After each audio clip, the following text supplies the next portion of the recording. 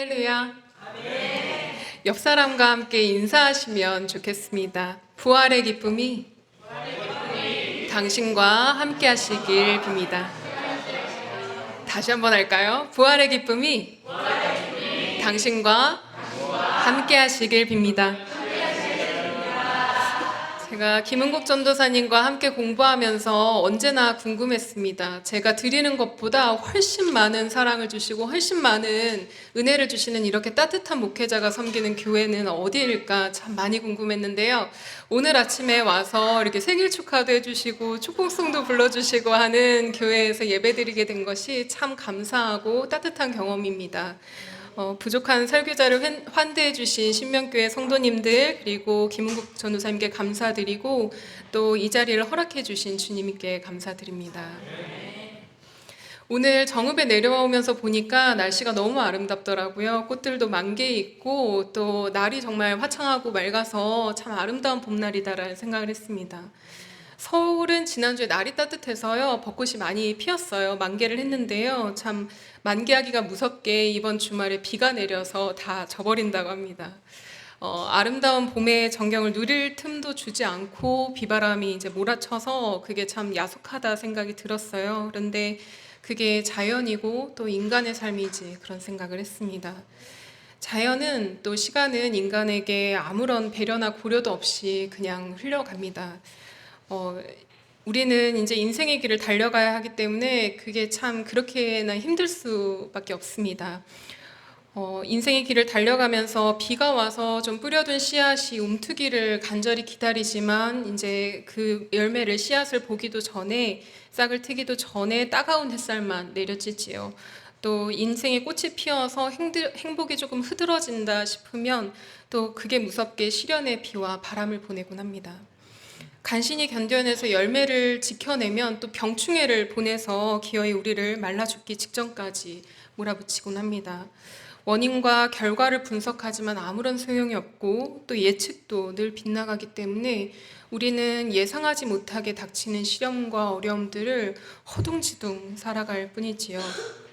그리고 그렇게 몰아치는 바람에 넘어지기를 반복하다가 감당하기가 어렵고 더 이상 힘을 낼 수가 없을 때가 있습니다. 여기가 끝인가 싶고 포기하고 싶을 때가 있습니다. 이 상태를 운동 용어로는 데드 포인트, 4점이라고 부르는데요. 운동을 하다가 이제 호흡이 곤란해지고 심장 박동이 너무 심해져서 고통스러워진 지경입니다. 당장 끝내고 싶어지는 지점입니다. 그런데 이 상태가 끝나면 두 번째 바람이 붑니다. 도저히 감당하지 못하는 시련들에 당황하고 허둥지둥하고 내가 이것밖에 안 되나 자책하면서 탈진하고 기진맥진하면서 누워있는 이 상태에서 어디에선가 불어오는 바람입니다. 다시 일어나서 달려갈 수 있도록 몸을 뒤에서 밀어주는 바람입니다. 오늘 함께 읽은 요한복음 본문의 제자들도 이 두 번째 바람을 만납니다. 이들은 예상하지 못하게 닥친 시련에 당황하고 허둥지둥했습니다. 너무나도 믿고 따르던 선생님께서 정치범으로 몰려서 처형되고 나서 안식일이 지난 후에 첫 번째 맞는 새벽입니다. 절망의 어둠 속을 헤매고 있고 그것도 모자라서 자신들마저 삼키려 달려드는 이 운명의 파도 앞에서 기진맥진한 상태로 이 제자들은 지금 누워 있습니다. 그러나 오늘 본문의 마리아, 베드로 그리고 요한은 어디선가 불어오는 두 번째 바람에 몸을 싣고 자신의 최선을 다해서 예수님을 사랑합니다. 마리아를 먼저 보시지요.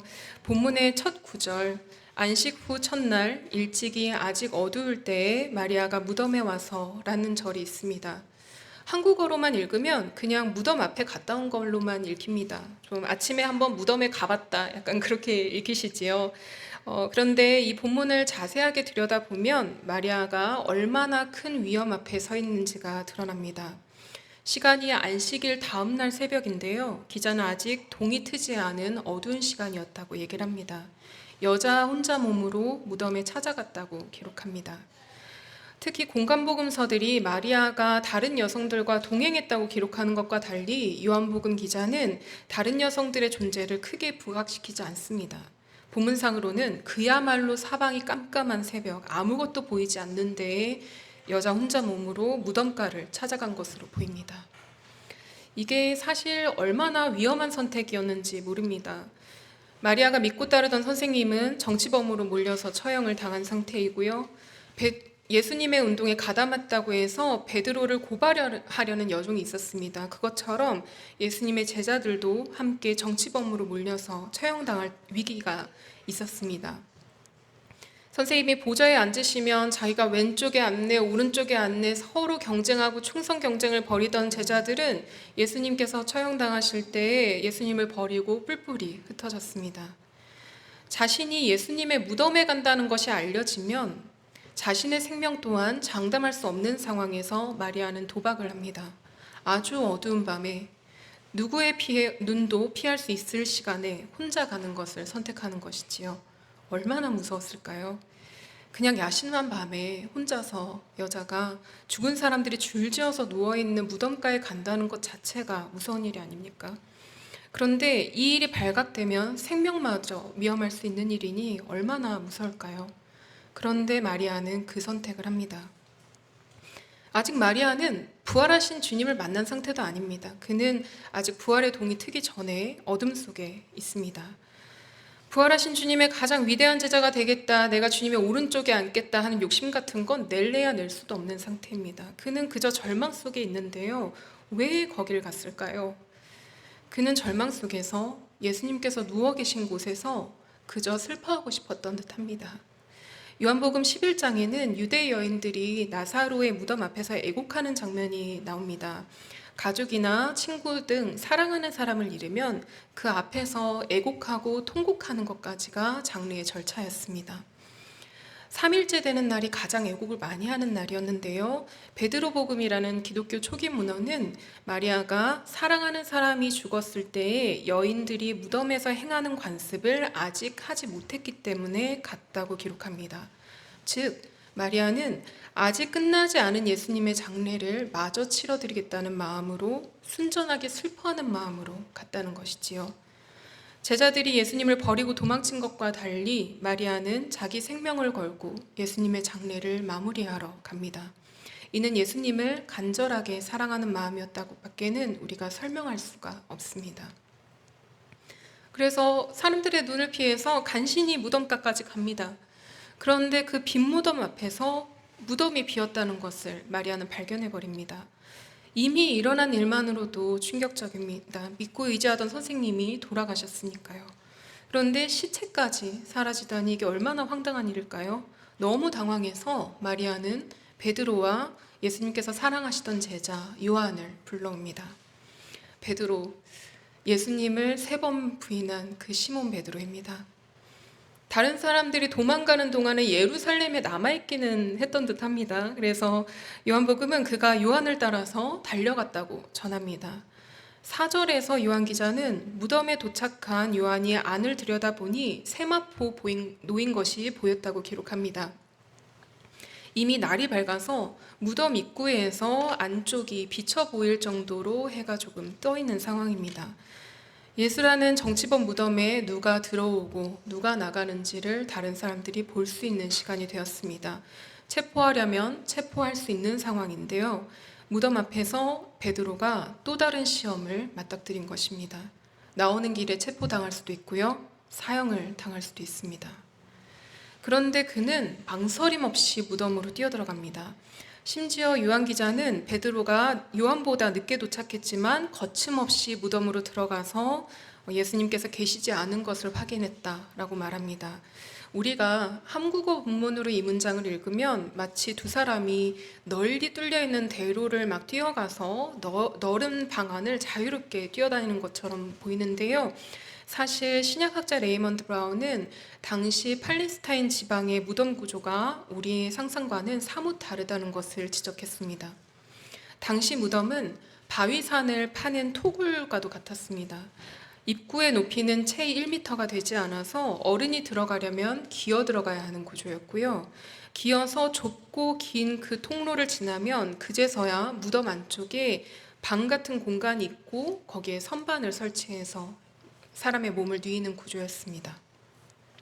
그런 곳, 즉, 한 번 들어가기도 나오기도 힘들 곳에 지금 베드로가 기어 들어간 것입니다. 여종과의 대화에서 예수님을 부인할 수 있다는 그런 가능성이라도 있었어요. 그런데 이번에는 무덤에서 도망치는 것도 쉽지 않습니다. 그런데 베드로는 이 퇴로가 없는 벼랑 끝에서 망설임 없이 예수님을 뵈러 들어가는 선택을 합니다. 마지막으로 요한이 함께 갔습니다. 요한 기자는 8절에서 베드로가 먼저 무덤에 들어간 뒤 먼저 무덤에 다다랐던 그 다른 제자도 들어가서 보고 믿었다라고 기록합니다. 무엇을 믿었다는 것일까요? 예수님께서 부활하셨다는 것을 믿었다는 것일까요? 예수님의 시체가 사라졌다는 것을 믿었다는 것일까요? 시체가 사라졌다는 것을 믿었다는 말로 읽히기가 쉽습니다. 그런데 그가 그렇게 이해력이 부족한 제자였을까요? 사실 요한복음은 그렇게 증언하지 않습니다. 요한 기자는 요한복음 13장 최후의 만찬 장면을 그리고 있는데요. 예수님을 배반할 제자를 예수님께서 예고를 하십니다. 그러니까 그게 누군지 베드로도 차마 묻지를 못해요. 그래서 베드로가 요한 보고 좀 여쭤보시라고 권해서 요한이 예수님께 여쭙니다. 그 정도로 요한은 예수님과 가까운 제자였습니다. 요한복음 19장에 따르면 모든 제자가 예수님을 버리고 도망하는 가운데 십자가에 달리신 예수님께서 돌아가실 때까지 옆에서 그 죽음을 지켜봤던 제자가 또 요한이었습니다. 주님께서 돌아가시기 전에 예수님의 어머니를 직접 부탁했던 제자이기도 했습니다.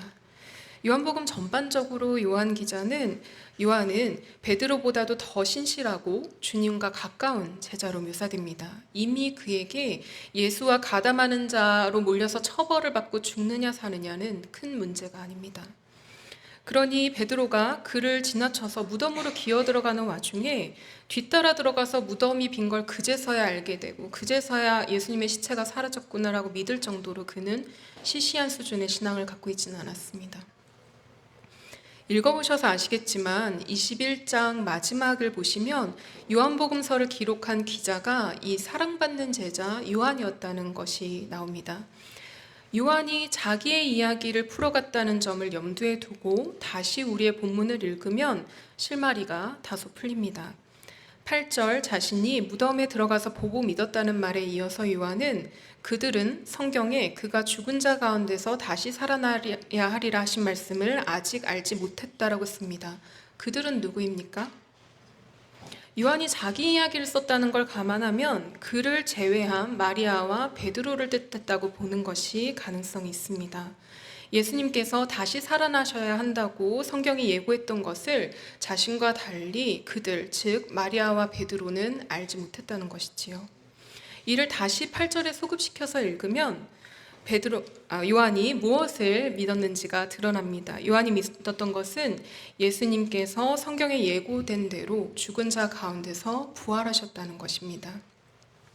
실로 요한복음 21장에 이르면 고기를 잡으러 나간 바다에서 멀리 예수님이 보이시는데 그분을 가장 먼저 알아본 제자 또한 요한이었습니다. 멀리 보이는 실루엣만 보고 그분이 예수님이신지 어떻게 알았을까요? 부활하셨다는 믿음이 있지 않고서야 불가능했을 일입니다. 그는 무덤에 남겨진 세모품만 보고도 아직 부활한 예수님을 만나보지 않고도 주님께서 부활하셨다고 믿습니다. 사실 그가 당면한 현실은 끝의 끝과도 같은 상황입니다. 선생님이 돌아가신 것도 모자라서 지금 그 몸까지 사라진 일반인들이라면 희망을 더 이상 걸 수 없는 상황입니다. 사람의 생각과 판단으로는 짐작조차 할 수 없는 이 황당하고 충격적인 일을 요한은 예수님께서 부활하신 사건이라고 받아들입니다. 모든 게 불분명한 이 상황에서 그는 이 빈자리를 앞에 두고 하나님의 일하심을 신뢰합니다. 지금 당장 우리에게 보이지 않더라도 주님을 일으키신 하나님의 역사를 믿는 것, 그리고 죽음의 절망 가운데 있던 우리를 또한 일으키시는 주님을 신뢰하면서 부활하신 주님과 살아가는 것, 그것이 부활신앙이고 우리의 삶을 살아가게 하는 힘이 아닌가 생각합니다. 일찍이 바울은 고린도전서 15장 13절에서부터 20절까지에서 예수님의 부활을 증명했습니다. 혹시 성경책이 있으시면 같이 찾아서 교독하시면 좋겠는데요. 고린도전서 15장 13절에서부터 20절입니다.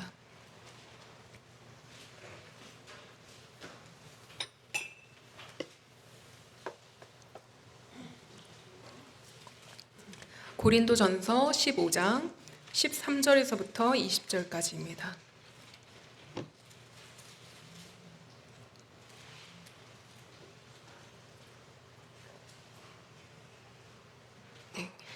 찾으셨으면 제가 가진 성경은 개역 개정인데요. 한 절씩 번갈아 가면서 읽겠습니다. 제가 먼저 읽겠습니다. 만일 죽은 자의 부활이 없으면 그리스도도 다시 살아나지 못하셨으리라. 그리스도께서 만일 다시 살아나지 못하셨으면 우리가 전파하는 것도 헛것이요 또 너희 믿음도 헛것이며 또 우리가 하나님의 거짓 증언으로 발견되리니 우리가 하나님이 그리스도를 다시 살리셨다고 증언하였음이라. 만일 죽은 자가 다시 살아난 일이 없으면 하나님이 그리스도를 다시 살리지 아니하셨으리라. 만일 죽은 자가 다시 살아난 일이 없으면 그리스도도 다시 살아나신 일이 없을 거예요. 그리스도께서 다시 살아나신 일이 없으면 너희의 믿음도 헛되고 너희가 여전히 죄 가운데 있을 것이요.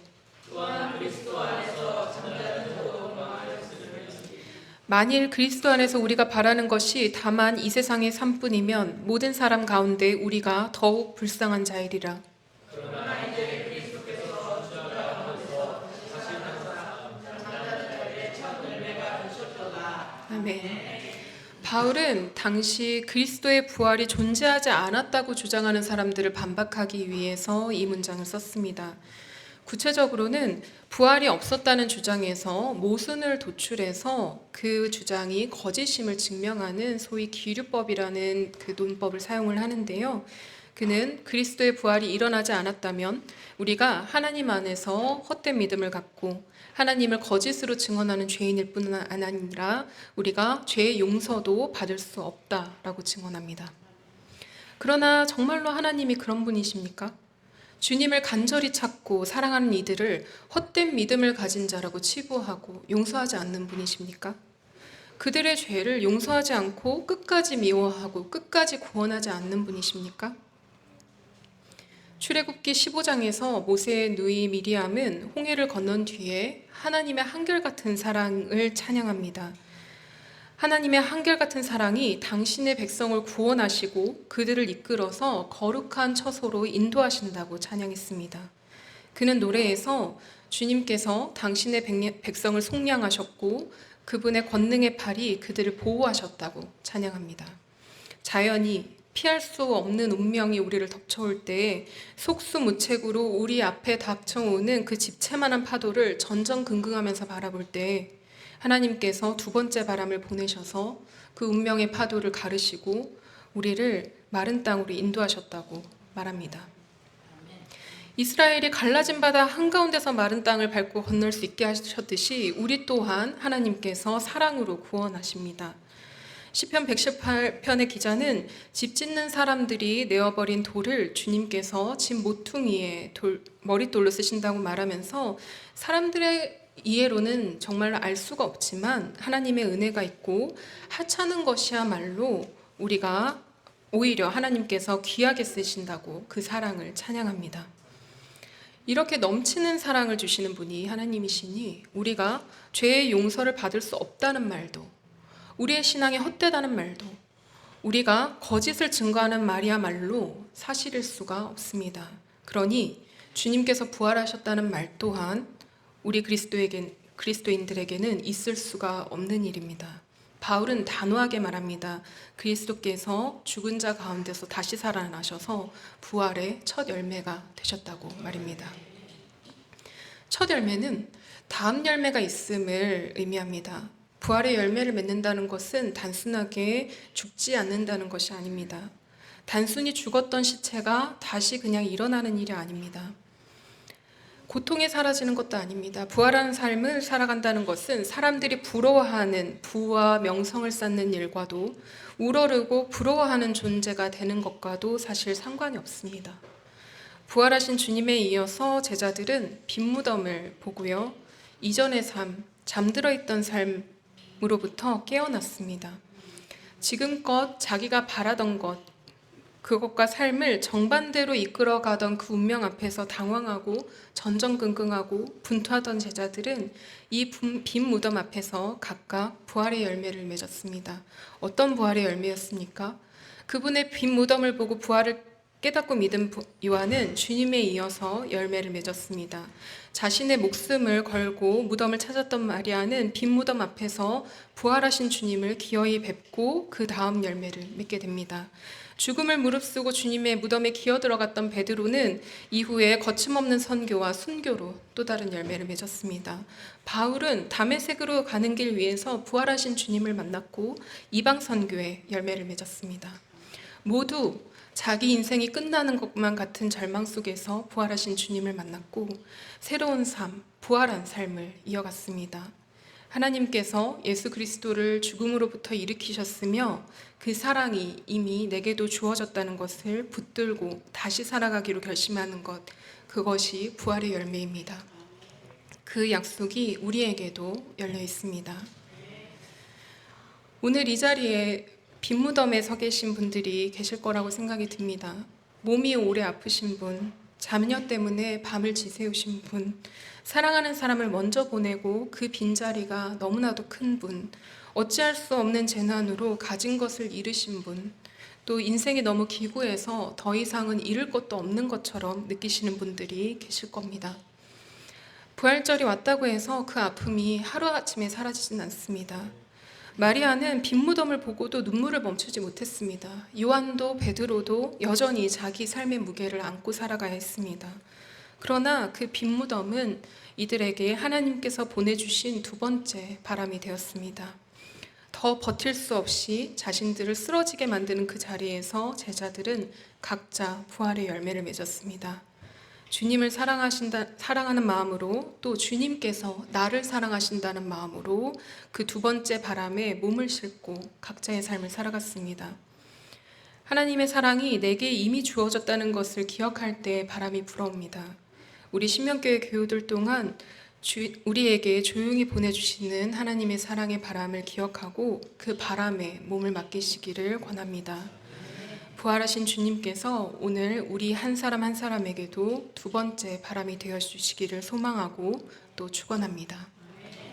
함께 기도하겠습니다.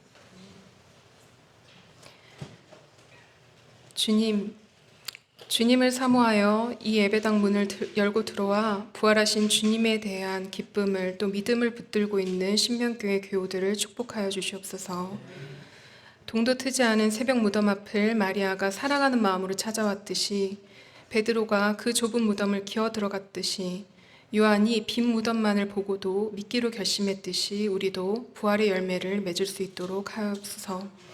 하나님께서 그리스도를 죽음으로부터 일으키셨으며 우리를 사랑하며 돌보신다는 믿음으로 우리가 부활의 기쁨을 누릴 수 있게 하여 주옵소서. 예수님의 이름으로 기도드립니다. 아멘. 이제는 죽음을 이기시고 부활하신 주 예수 그리스도의 은혜와 파도를 갈라 마른 땅을 드러내는 바람을 보내주시는 하나님의 사랑하심과 주님 안에서 부활의 열매를 맺도록 우리의 삶을 주관하시는 성령님의 인도하심이 지금부터 영원까지 신명교회 성도님들 위해 함께 하시기를 축원하나이다. 아멘.